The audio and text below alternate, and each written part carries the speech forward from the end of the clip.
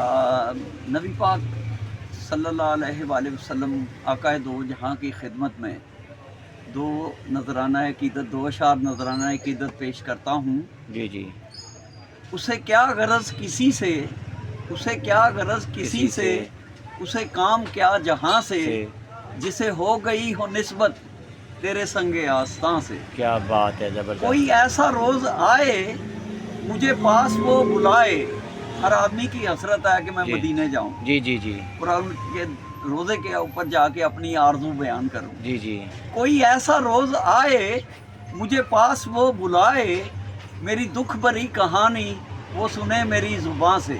کیا اسے بات، کیا غرض کسی سے، اسے کام کیا جہاں سے، جسے ہو گئی ہو نسبت تیرے سنگ آستاں سے۔ کیا بات ہے، زبردست۔